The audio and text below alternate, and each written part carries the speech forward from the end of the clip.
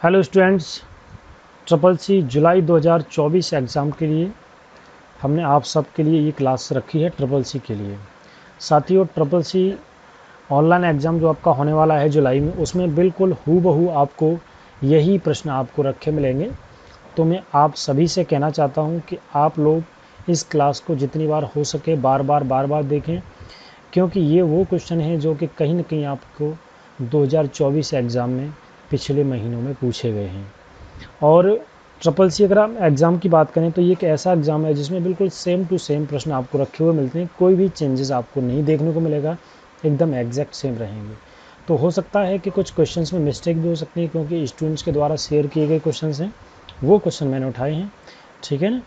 तो चलिए फटाफट से हम लोग शुरू करते हैं। आज की इस क्लास में हमने लगभग 25 क्वेश्चंस रखे हैं, और मैं आप सभी से बार बार कह रहा हूं कि ये क्वेश्चन अति महत्वपूर्ण प्रश्न है।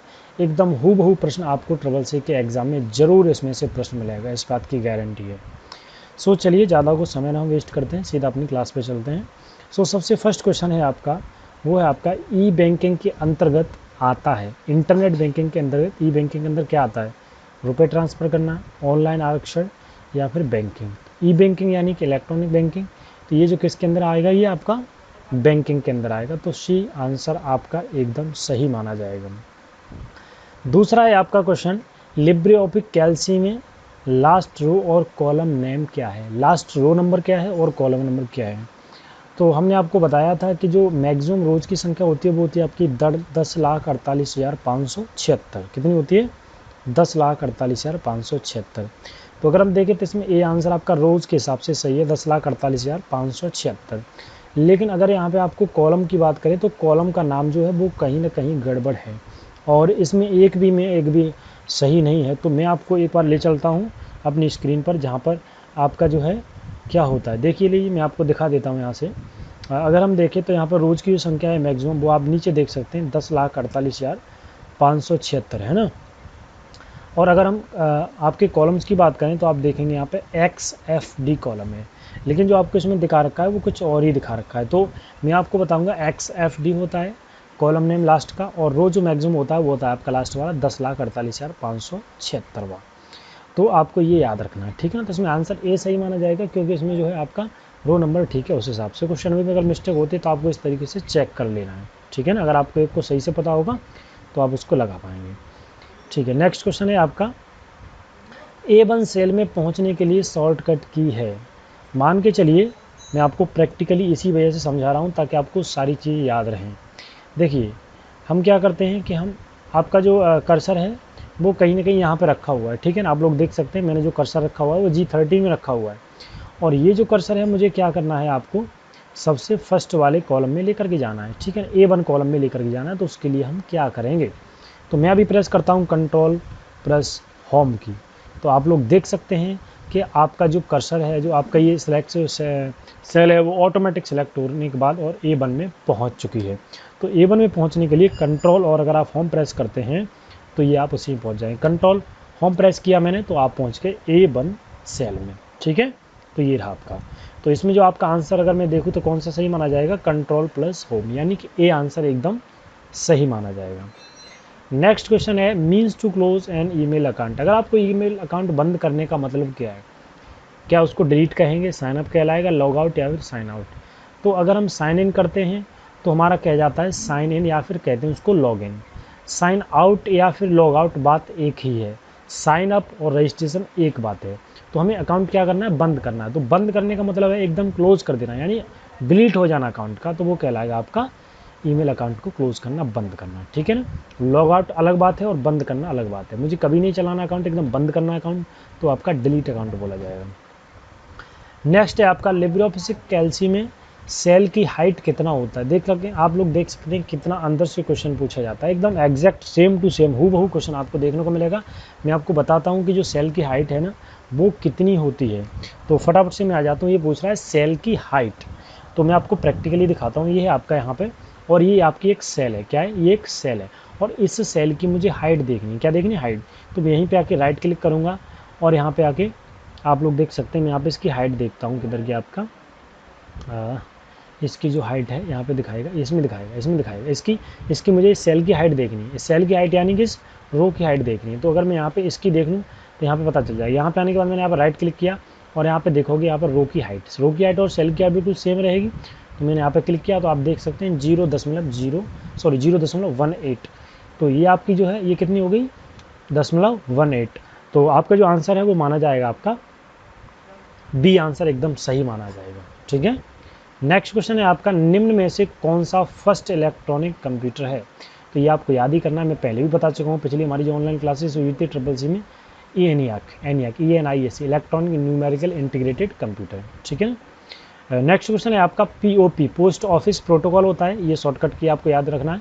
बाकी जितनी भी शॉर्टकट्स की हैं, जितनी भी फुल फॉर्म है, ठीक है ना, शॉर्ट फॉर्म की फुल फॉर्म है, वो सभी की सभी फुल फॉर्म में आपको एक अलग दे दूंगा। तो आपको वो सब एक बार में याद कर लेना। उन्हीं में से आपकी एक या जो भी आनी होगी उसी में से 100% आपकी फंस जाएगी। ठीक है ना। फिलहाल के लिए आपको याद रखना है पोस्ट ऑफिस प्रोटोकॉल। नेक्स्ट है आपका, निम्नलिखित में से कौन सा पासवर्ड सही है। साथियों, अब तक पहले जो हम पासवर्ड डालते थे वो आपने 1 2 3 4 डाल दिया, चल जाता था। ABCD में अपना कोई नाम डाल दिया, वो चल जाता था। लेकिन अब जो सिक्योर पासवर्ड माना जाता है उसमें आपका एक अल्फ़ाबेटिक कैपिटल लेटर होना चाहिए, बाकी स्मॉल होने चाहिए, उसमें एक कोई न कोई चिन्ह होना चाहिए और उसमें 1 2 3 भी होने चाहिए। अगर ये टोटल है तो आपका एकदम सही पासवर्ड माना जाएगा। तो इसमें करेक्ट पासवर्ड ही पूछ रहा है। सुनीता में केवल और केवल अल्फ़ाबेट्स ही हैं। सुनीता 22 में अल्फ़ाबेट्स हैं और डिजिट हैं। इसमें केवल डिजिट्स ही हैं केवल। और इसमें अगर हम देखें तो इसमें नंबर भी है, चिन्ह भी है और कैपिटल अक्षर भी है सुमित में, और स्मॉल भी है। तो आपका जो C है वो एकदम करेक्ट पासवर्ड माना जाएगा। क्वेश्चन नंबर 8 का आंसर नंबर C एकदम सही होगा। क्वेश्चन नंबर 9 है आपका, दो अलग अलग म्यूजिक एक्सटेंशन होती हैं। एक्सटेंशन मैंने आपको कई बार बताया हूँ ऑफलाइन क्लासेस में अपने सभी को, कि आपके जो एक्सटेंशन होते हैं, जो फाइल हमारी सेव होती है वो किस एक्सटेंशन में सेव हो रही है। जैसे मान के चलो हमें कोई फाइल सेव करनी है, जैसे चित्र हम इमेज सेव करते हैं तो इमेज किस में होती है आपकी, JPG में होती है या फिर JPEG में होती है। तो यही है, ये आपका एक एक्सटेंशन है। तो ये वही पूछ रहा है कि अगर कोई दो म्यूजिक की फाइल है तो उनका एक्सटेंशन क्या क्या हो सकता है। क्या JPEG होगा, नहीं होगा, क्योंकि वो तो आपका इमेज का होता है। JPG और GIF भी एक इमेज का होता है। तो यहाँ पर वेब और AVI ये किसके होते हैं आपके, एक म्यूजिक एक्सटेंशन होती हैं, हो सकती हैं। ठीक है ना। तो यहाँ पर आके 9 का A आंसर आपका एकदम राइट हो जाएगा। आगे बढ़ते हैं, लिब्रे ऑफिस में प्रिंट करने की शॉर्टकट कुंजी क्या होती है, Ctrl+P। ये जो क्वेश्चन है ये भी पूछा गया, बहुत सिंपल है। 100% जो भी क्वेश्चन मैं आपको बता रहा हूँ, आप लोग बार बार मैं आपसे कह रहा हूँ इन सभी क्वेश्चंस को बार बार देखिए, क्योंकि इनमें से आपके क्वेश्चन 100% फंसेंगे।